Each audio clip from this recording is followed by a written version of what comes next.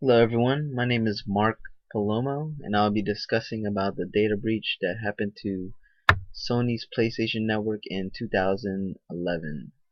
Some of the topics I'll be discussing about will be on who did the hacking, what did Sony lose during the breach, how did it happen, why were they hacked again, what happened after they were hacked, and lastly some tips on how to prevent something like this from happening again.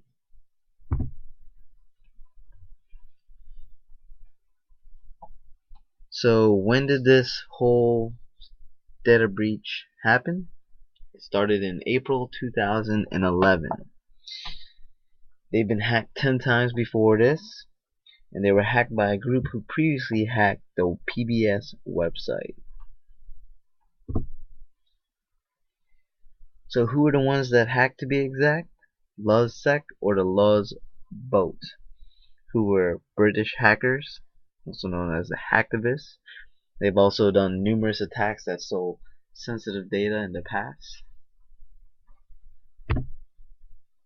And what did Sony lose? Well, on top of this list, they've also lost a bunch of customer faith and lots of money. To go on with the list, they've also lost 100 million user accounts.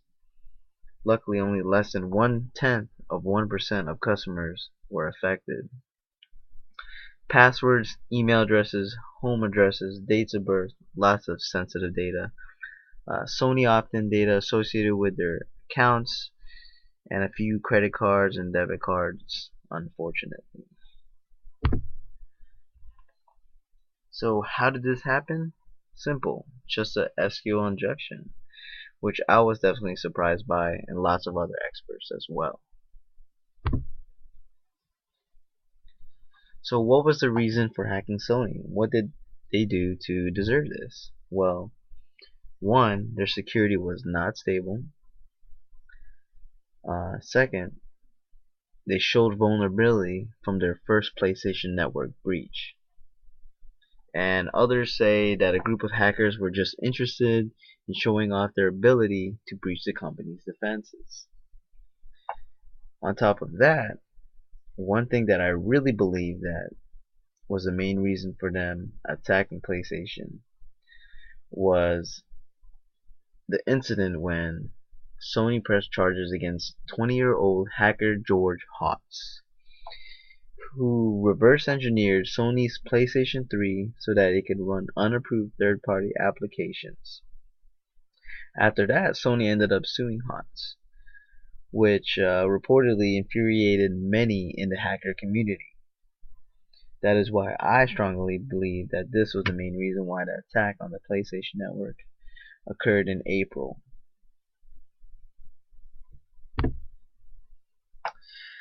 So what happened after all this mess? Well, once it began, PlayStation Network had to go offline, claiming that the PSN is suffering from technical issues. Sony then calls in the FBI. Sony executives apologized for PSN breach and downtime. Investigators then shut down Sony online entertainment servers. Aftermath Part 2. So on May 2nd, 2011, Sony unveils Sony online entertainment breach details to public. May 5th, 2011, Sony releases a statement stating that they are testing its new network. So after all of this, how are they going to prevent themselves from being hacked again? Well, these are some tips that may possibly help anyone, especially Sony, in preventing a data breach from happening again. So, the following are considered to be some of the newer strategies to gain added protection. To start off the list, they should prioritize encryption. The first thing on any company's mind should be is to protect any sensitive data relating to customers and the company. Next is monitor access. This is considered second most important to encryption. Audits will allow companies to check data access in order to protect against insider threats.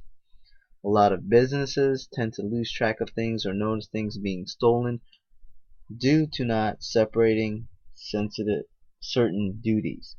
By segregating responsibilities, this will allow companies to keep track of who is doing what. This will also make sure that certain people who are not authorized to perform multiple sensitive tasks. Sony, if not already, should also consider insurance. That way, they can control the damages from any damages that might have occurred. Something minor they could focus on, too, is tightening up their email security. Since many well-known data breaches were made possible by email security breaches, this would also be good to add on.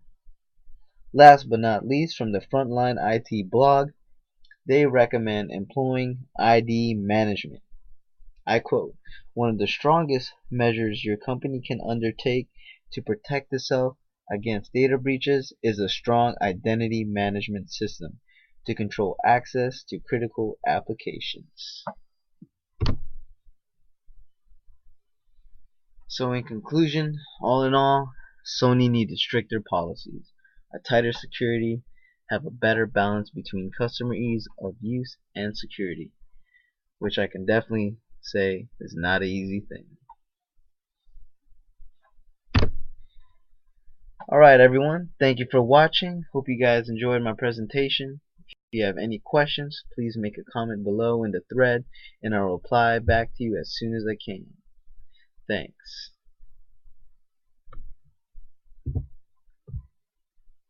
And here are my references.